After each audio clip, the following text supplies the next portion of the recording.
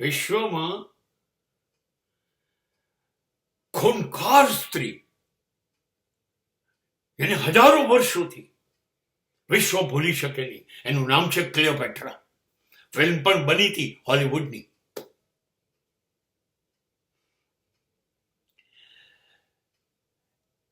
ક્લિયોપેટ્રા એક એવી રાણી જેની સુંદરતા વિશે વાત ન કરી શકાય,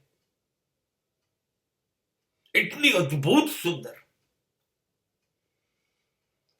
એના માટે વિશ્વના મહાન રાજાઓ, ઇજિપ્ત, મિસિર, એથેન્સ, આ બધા દેશની સંસ્કૃતિઓ રોમન અથડાતી, એ રાજાઓ પાગલ ક્લિયોપેટ્રા જોડે લગ્ન કરવા.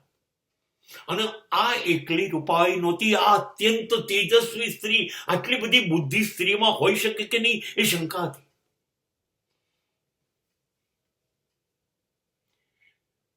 એક લાખ નાગણ હોય ને ઝેરીલી, જેને જોઈએ તો પણ મરી જવાય, એની 1 લાખ નાગણના ઝેર એકલી ક્લિયોપેટ્રામાં હતા. એ કોઈ પણ રાજાને હા પાડતી, કોઈ પણ રાજાને, ચાલ લગ્ન કરીએ, આયા.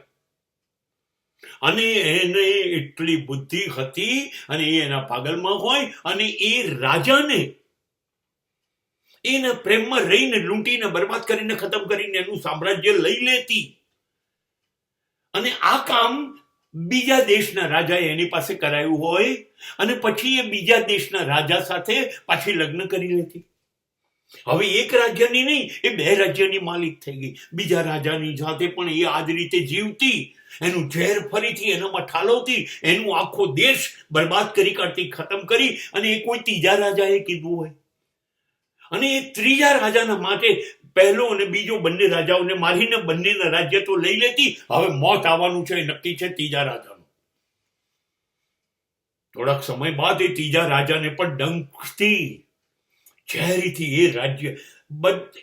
આટલી સુંદર સ્ત્રી પેદા નહોતી થવી જોઈતી આ પૃથ્વી ઉપર, પણ સુંદરતા તો હતી જ અપ્રિતમ, જે જોઈ ન શકાય, સહન ન કરી શકાય. પણ એનું ઝેર દરેકને ડંખ્યું.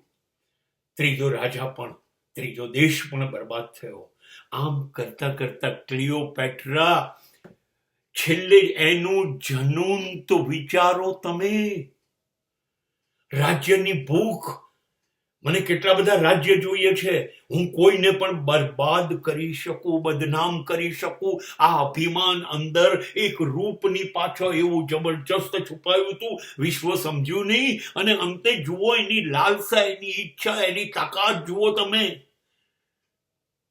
છેલ્લે મૃત્યુ વખતે ઈચ્છા કરતી વખતે તો પોતાના દીકરા સાથે લગ્ન કરે છે, કેમ કે દીકરો પહેલા પતિથી હોય છે. અને હવે એ મહાન રાજ્ય થઈ ગયું, કેમ કે એ તો 4થા 5મા રાજા જોડે છે. ત્યાં સુધીમાં પેલું રાજ્ય વિકસી ગયું. તો હવે પાછો એ કેવી રીતે જે મારું રાજ્ય હતું એ એનો માલિક થાય. અને અંતે પોતાના દીકરા સાથે પણ લગ્ન કરે છે, અને પાછી એ રાજ્યમાં જાય છે. જવાય તો બદનામ અને બરબાદ કરવા જાય છે. દીકરો હોય તો શું છે, આગળ કેટલા પતિને બરબાદ કરી કાઢ્યા, તો દીકરો શું છે. અને જોવાનું એ છે કે જેમ એની ઉંમરતા વધે એમ એની બુદ્ધિ વધતી હતી, જેમ એની ઉંમર વધે એમ એનું રૂપ વધતું હતું.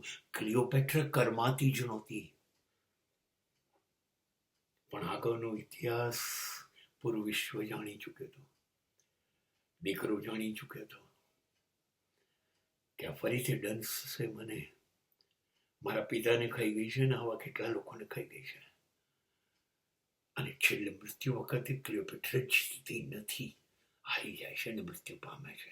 આ હતી ભારતીય વિશ્વ જેની પણ ગણવી હોય એમાં પેદા થયેલી અત્યંત સુંદર સ્ત્રી, અથવા સૌથી ખતરનાક સ્ત્રી. The name is Cleopatra and was a film ever produced by Hollywood, the greatest.